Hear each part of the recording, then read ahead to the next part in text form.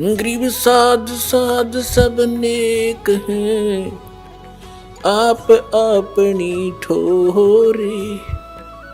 जो सतलोक ले जाएंगे वो साधु कोई और।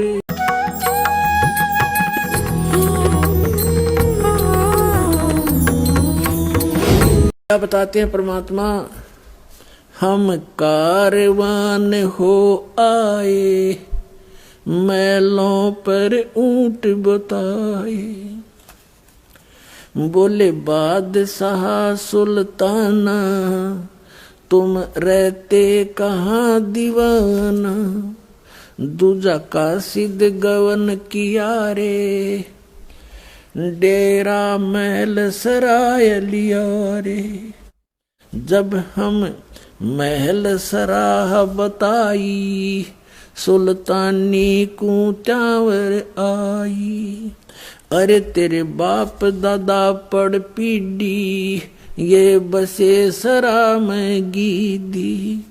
ऐसे ही तू चल जाई, यूं हम महल सराय बताई।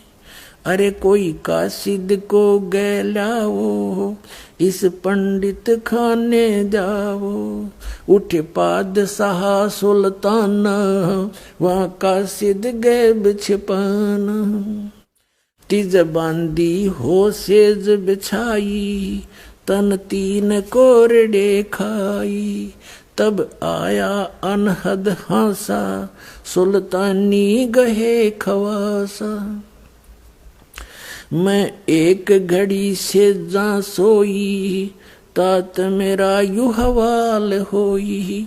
जो सोव दिवस और राता, उनका के हाल विधाता। अब क्या बता रहे परमात्मा, हम कारवान हो आए, मैला पे ऊंट बताए। हम परमात्मा खुद कहते हैं, हम सतलोक से अमरलोक से सतगुरु आए, रूप धरा करवाना। और ढूंढत ऊंट मैल पर डोले, और बुझे साब आना। अब कहते हैं सोचल सीधर मैं करूं। पुण्यात्माओं, एक पुण्यात्मा के लिए जैसे वेद बताते हैं कि वो परमेश्वर अपने ऊपर रहता है, वहां से गति करके आता है। अच्छी आत्माओं को, दृढ़ भक्तों को उनको मिलता है, उनको उपदेश देता है, ज्ञान देता है। वो परमात्मा कबीर जी है। और किस प्रकार वो भटक रहे हैं अपनी आत्माओं के लिए। अब एक जीव को काल के जाल से हटाकर सतमार्ग पर लगाने के लिए मालिक ने कितने कष्ट उठाए। पुण्यात्माओं, कुछ आंख खोलो। उस परमात्मा को हम बहुत युगों से दुखी कर रहे हैं। अब समय आ गया यहाँ से निकलने का। अब क्या बताते हैं कि हम एक रबारी बनकर आए, कारवान माने जो ऊंटों के कारवां लेकर चलते हैं, लंबे लंबे कतारें, उस तरह का रूप हमने बनाया। खुद कहते हैं हमने ही ये सब उसको वहां से हटाने के लिए सब कोशिश की है। फिर क्या बताते हैं कि तीजे बांदी हो सेज बिछाई, और तन तीन कोरडे खाई। तब आया अनहद हासा, सुल्तानी गहे खवासा। परमात्मा क्या कहते हैं कि मैं एक घड़ी से जहाँ सोई, तात मेरा ये हाल होई। जो सोए दिवस और राता, उनका के हाल विदाता।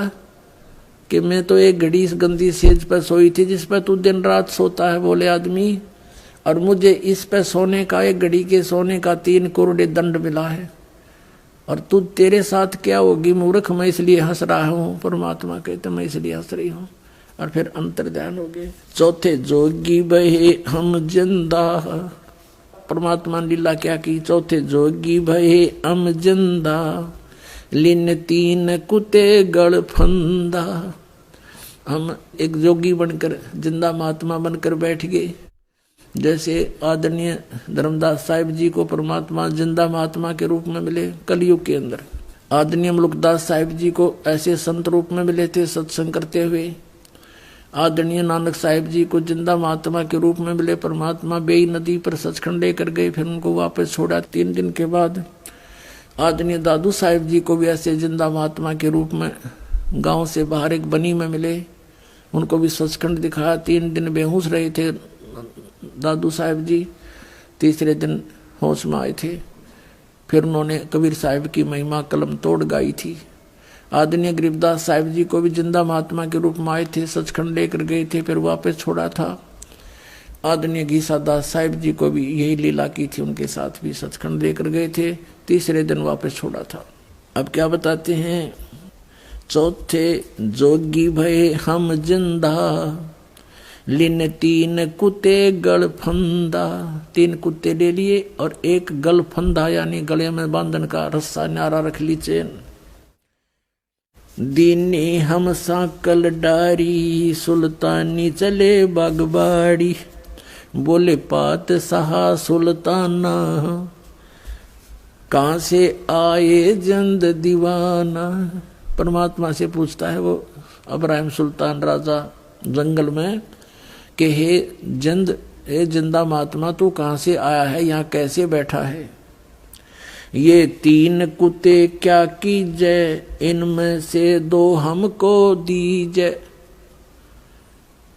अब्राहिम सुल्तान कहता है इन 3 कुत्तियों का तू क्या करेगा, 2 हमें दे दे। अरे तेरे फिर यों लोह लंगर शीस लगाई, अरे तेरे बाप दादा हैं भाई, इन बड़ी बद फैल कमाई। ये तेरे बाप दादा हैं भाई, इन बड़ी बद फैल कमाई। यों लो लंगर शीस लगाई, तब कुत्तों धूम मचाई। अब कुत्ता ने कुटन लागे भगवान, सांकड़ गेला चैन मारे उनका बेल।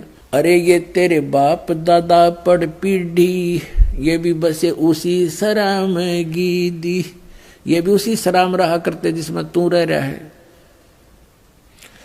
अब तू तकत बैठ कर भूली, तेरा मन चढ़ने को सूली। अब तू तकत पर बैठ कर राजा बनकर भूल गया भगवान को, तेरी यह दुर्गति होगी।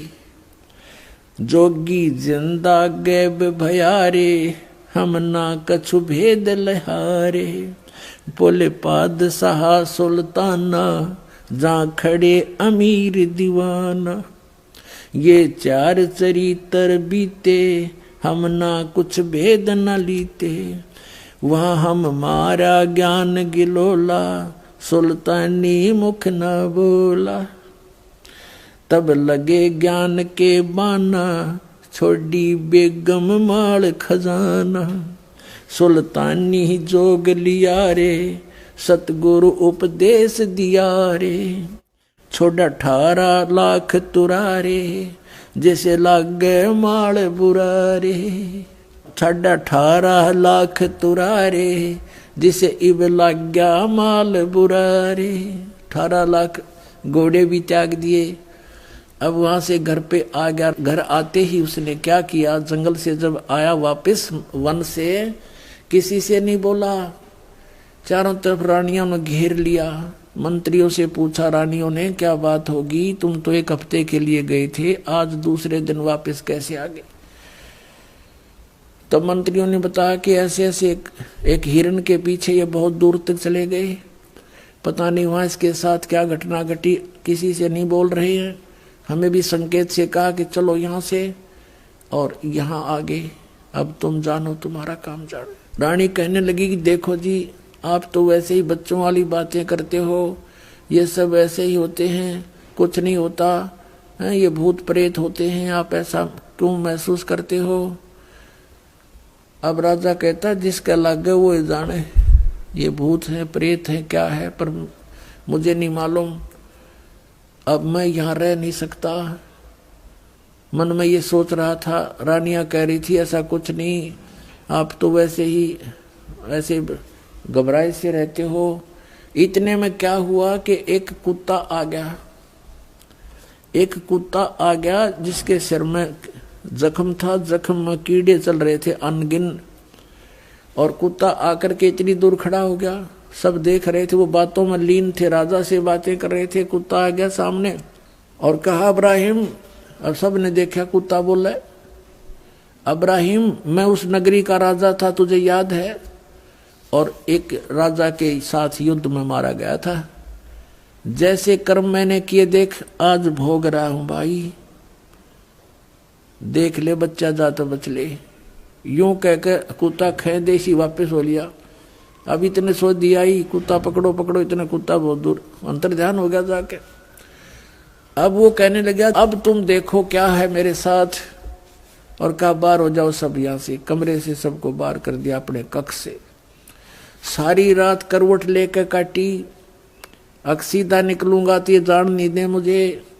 रात्रि में क्या किया, पीछे से रस्सा बांध कर महल के पिछले साइड पे और काला मुंह कर लिया, कालस लगा ली मुंह के ऊपर, कोई पहचान ना ले, और केवल 1 साल लपेट लिया। जैसे राजा से ये साधु संत देखे एक चद्दर ने बांध लिया कने ऐसे बस। और गलती से जूती पहने रह गया वो 9 की 9 जो बहुत कीमती थी, और रातों रात निकाल दी कम से कम 20 किलोमीटर स्पीड ते। अब सुबह हुआ, भूख लगी,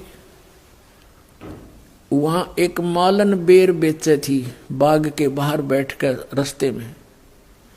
भूख लगी राजा को, उसने कहा मालन बेर दे दे, इसका रेट बता क्या लेगी। मालन कहने लगी 1 आने के शेर 1 किलो बेर देती हूं, आना निकाल भगत।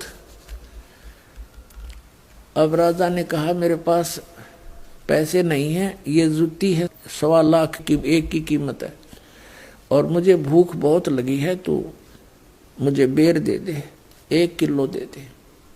1 किलो जोड़ी में जब डलान लगा और कहा ये जूते ले ले, तो 2.5 लाख की जूती, दोनों दर्दी, भूख इतनी जबरदस्त लगी हुई थी। तो यहाँ परमात्मा कहते हैं अन देव तू बड़ा दयालम, और तेरे पलड़े तुले नहीं लालम। अन देव तू जगमग ज्योति, तेरे पलड़े तुले नहीं मोती। तो इस प्रकार कहते भूख का आगे सब ये संसारिक जो धन है ये भी व्यर्थ होता है। अब वो 2.5 लाख के जूते दर दिए नू की नू, और कहा 1 शेर बेर डाल दे। अब मालन जब बेर तोला थी और तोलते ही डालने लगी तो 1 बेर जमीन पर गिर गया और शेष उसकी जोड़ी में डाल दिए। अब मालन तो कहती है ये बेर मेरा, अब्राहिम कहता ना मेरा, दोनों उस बेर पर लड़न लाग रहे। परमात्मा ने एक मारा उसके मुंह पर थप्पड़। अब्राहिम कहे अरे भले आदमी 2.5 लाख की जूती, 1 पैसे का बेर, पता के छोड़ा तने धन क्या छोड़ के आया, तो उसमें आड़े फिर हुआ है बीमारी पाल रही। 2.5 लाख की जूती गिर दी, 1 पैसे के बेर पर फिर वही मेरी मेरी कर रहा है, तो क्या छोड़ के आ जा अपने घर में वापस। यूं कह के अंतर्धान हो गए, भगवान वहां दिखाई नहीं दिए। अब कहने का भाव ये है कि परमात्मा हमारे को चोट मार मार कर इस माया के जाल से छुटवाते हैं। माया का लेप हमारे बहुत हो गया, इसके ऐसी चोट मार मार कर इसे नफरत कराते हैं, और हम मांगते माया भगवान थे। और ये माया तो आपको इतनी दे देगा आपका समझ में भी ना हो, पर यह माया आपका काम किया होगी, आपकी दुश्मन बन जाएगी ये लास्ट में। तो इसलिए पुण्यात्माओं, आप परमात्मा के मर्यादा और नियम को पहचान कर इस मार्ग पर चलिएगा। आपका ये जीवन भी इतना बढ़िया रहेगा, औरों से असंख्य गुना बढ़िया रहेगा। लेकिन निरा धन ना मांगियो भगवान थे, केवल माया मत मांगना। यो दे तो यह भी देगा, पर भगवान का जो काम था वो तो अधूरा रह गया। आपको पार करना, आपको सचखंड ले जाना, वो तो फिर अधूरा रह जाता अगर इस माया के चक्कर में भगवान आपको डालेंगे। लेकिन ये कभी नहीं डालते, लेकिन आपका काम भी कोई पेंडिंग नहीं रहने देंगे।